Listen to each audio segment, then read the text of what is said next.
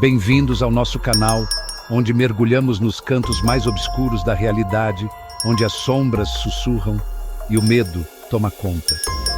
Hoje à noite, trazemos para vocês 3 histórias reais de terror, contos arrancados das manchetes e gravados na trama dos nossos pesadelos mais sombrios. Estas são as histórias que lhe darão arrepios na espinha, mantendo você acordado muito depois das luzes se apagarem. Não se esqueça de curtir, comentar e compartilhar este vídeo com qualquer pessoa corajosa o suficiente para lidar com a verdade. Não perca nosso próximo conteúdo, porque o pesadelo está apenas começando.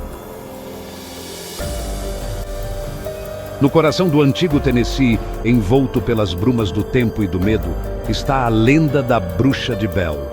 Esta não é apenas uma história de fantasma, é uma assombração tão cruel, tão pessoal, que deixou uma marca indelével na história americana. Nossa história nos leva de volta ao início do século XIX, à humilde morada de John Bell e sua família. Eles levavam uma vida simples, mas sua existência pacífica estava prestes a ser destruída. Começou sutilmente, quase imperceptivelmente. Ruídos estranhos à noite, sussurros carregados pelo vento, uma sensação de pavor que penetrava em seus ossos. Então, a entidade invisível fez sua presença ser conhecida. Tudo começou com ataques físicos à filha mais nova, Betsy Bell. Imagine, se você puder, o terror de uma jovem atormentada por mãos invisíveis, arranhada, beliscada, tendo seus cabelos puxados por uma força invisível. Mas isso não era uma brincadeira de criança, era algo muito mais sinistro. A entidade, um espírito maligno, se identificou como a Bruxa de Bell. Ela falava com eles, sua voz um raspar gutural que lhes causava arrepios na espinha. Ela se gabava de seu poder, de seu desejo de expulsar a família Bell de suas terras, de reivindicar sua casa como sua. John Bell, o patriarca, tentou revidar. Ele confidenciou a seus amigos mais próximos, buscando sua ajuda, seu consolo. Entre eles estava um homem de certa fama local, um homem chamado Andrew Jackson. Sim, aquele Andrew Jackson, futuro presidente dos Estados Unidos. Jackson, um homem que não se assustava facilmente, chegou com seus homens, pronto para enfrentar a entidade. Mas mesmo o velho Nogueira, como era conhecido, não conseguiu suportar o terror cru da Bruxa de Bell. Diz a lenda que Jackson e seus homens fugiram aterrorizados, sua coragem os abandonando diante do desconhecido. À medida que a assombração se intensificava, o verdadeiro alvo da Bruxa de Bell se tornou claro: o próprio John Bell. A entidade o atormentou implacavelmente, envenenando sua comida, levando-o à beira da loucura.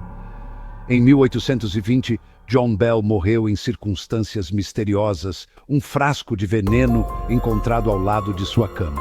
Mesmo na morte, a Bruxa de Bell não havia terminado.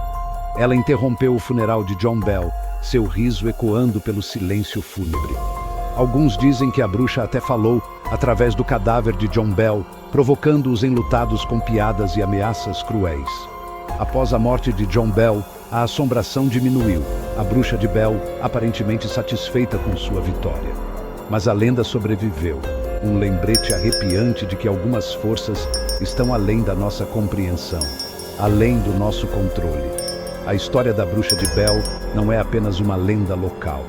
É um vislumbre aterrorizante da escuridão que pode estar à espreita além da nossa percepção.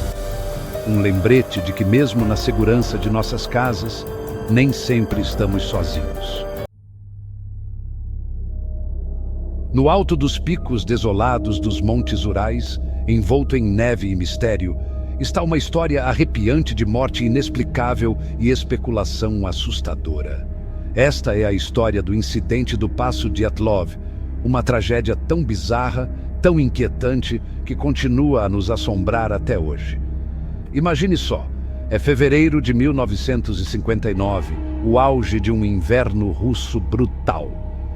9 caminhantes experientes, jovens e cheios de vida, embarcam em uma aventura pela natureza implacável. Eles são liderados por Igor Dyatlov, um experiente aventureiro seu destino, a montanha Otorten, conhecida pelo povo indígena Mansi como a montanha Não Vá Lá. O grupo, amigos do Instituto Politécnico dos Urais, está bem equipado. Seus espíritos estão altos enquanto se aventuram no deserto congelado. Eles documentam sua jornada com câmeras e diários, sua empolgação palpável nas imagens capturadas, suas palavras cheias de expectativa. Mas algo deu terrivelmente errado. Sua jornada, que deveria ser um testemunho de seu vigor juvenil, se tornaria uma descida aterrorizante ao abismo do desconhecido. Quando os caminhantes não retornaram conforme o previsto, uma equipe de busca foi montada, suas famílias agarradas à esperança. Semanas depois, a equipe de busca se deparou com uma cena que ficaria para sempre gravada em seus pesadelos. A barraca dos caminhantes foi encontrada rasgada de dentro para fora, seus pertences espalhados na neve. Era como se eles tivessem fugido aterrorizados, abandonando seu abrigo em uma tentativa desesperada de sobreviver. Mas o que poderia tê-los levado a sair de seu abrigo para a noite gelada, vestidos apenas com suas roupas de dormir? À medida que a equipe de busca se aventurava mais, o mistério só se aprofundava. Eles descobriram os corpos dos caminhantes espalhados por uma ampla área, alguns parcialmente vestidos, outros descalços na neve. Alguns dos corpos apresentavam ferimentos horríveis, costelas quebradas, crânios fraturados. Um dos caminhantes estava até sem a língua. Os ferimentos eram tão graves, tão inexplicáveis, que os investigadores inicialmente suspeitaram de um ataque do povo indígena Mansi. Mas os Mansi, conhecidos por sua natureza pacífica, negaram qualquer envolvimento. E os ferimentos, como os investigadores logo descobriram, não se pareciam com nada infligido por mãos humanas. As teorias corriam soltas: avalanche, ataque de animal, até mesmo um experimento militar secreto que deu errado. Mas nenhuma dessas teorias poderia explicar totalmente os detalhes bizarros. A estranha tonalidade laranja da pele dos caminhantes, os altos níveis de radiação encontrados em suas roupas, a língua faltando, o puro terror estampado em seus rostos congelados. O incidente do passo Dyatlov permanece um mistério não resolvido, um testemunho arrepiante das forças desconhecidas que podem estar à espreita nas sombras do nosso mundo. Foi um fenômeno natural, um caso de histeria em massa ou algo muito mais sinistro? As respostas, perdidas no deserto congelado, permanecem indefinidas, deixando-nos com um lembrete assustador de nossa própria vulnerabilidade diante do desconhecido. O incidente do passo Dyatlov não é apenas uma história, é um aviso sussurrado ao vento. Um testemunho arrepiante do fato de que alguns mistérios nunca foram feitos para serem resolvidos. Nos tranquilos subúrbios de Enfield, Inglaterra, uma casa aparentemente comum tornou-se o epicentro de um dos casos de poltergeist mais bem documentados e aterrorizantes da história. Esta é a história do poltergeist de Enfield, um caso que chocou o mundo e continua a dividir céticos e crentes. Nossa história nos leva a 1977. Imagine, se você puder, uma mãe solteira, Peggy Hodgson, e seus 4 filhos pequenos, morando em uma modesta casa do concelho em 284 Green Street. Suas vidas estavam prestes a virar de cabeça para baixo por uma força que eles não conseguiam entender nem controlar. Tudo começou sutilmente. Ruídos estranhos à noite, batidas, passos rangendo na escada quando não havia ninguém lá. No início, Peggy descartou isso como a casa se acomodando ou a imaginação das crianças correndo solta. Mas as perturbações aumentaram, tornando-se mais frequentes e mais intensas. Os objetos começaram a se mover sozinhos, móveis virados, fotos caindo das paredes. Os brinquedos das crianças pareciam ter vida própria, jogados do outro lado da sala por mãos invisíveis. Então, a entidade fez sua presença ser conhecida de uma forma que gelou a família até os ossos. Janet, de 11 anos, a filha mais nova, tornou-se o ponto focal da fúria do poltergeist. Ela levitava enquanto dormia, seu corpo contorcido em posições impossíveis, sua voz substituída por um grunhido gutural que causava arrepios na espinha de todos que ouviam. A entidade, falando através de Janet, se identificou como Bill Wilkins, um senhor que havia morrido na casa anos antes.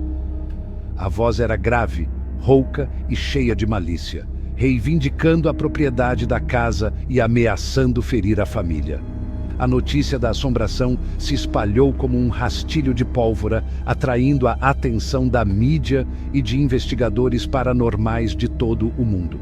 Entre eles estavam Maurice Grosse e Guy Lyon Playfair, dois investigadores experientes da Sociedade de Pesquisa Psíquica. Grosse e Playfair, armados com câmeras e equipamentos de gravação, testemunharam em primeira mão os eventos aterrorizantes que se desenrolavam em 284 Green Street. Eles documentaram móveis se movendo sozinhos, objetos levitando, e Janet falando com a voz de Bill.